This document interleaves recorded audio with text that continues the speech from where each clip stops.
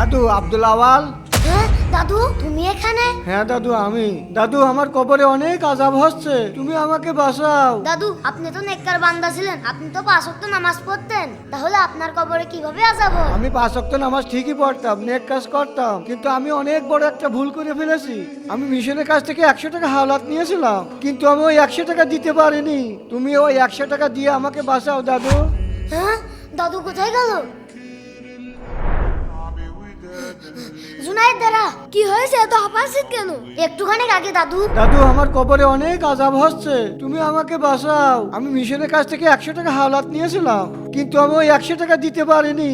তুমি ওই 100 টাকা দিয়ে আমাকে বাঁচাও দাদু। হ্যাঁ তাড়াতাড়ি চলে। হ্যাঁ চল চল। মিশন ভাই, মিশন ভাই, কি হয়েছে ভাই? আমাদের দাদু মনে হয় আপনার কাছ থেকে 100 টাকা ধার নিয়েছিল, সেই টাকা মনে হয় শোধ দিতে পারেনি। হ্যাঁ ভাই। এই জন্য এই টাকাটা দে। ভাই এই নিন 100 টাকা।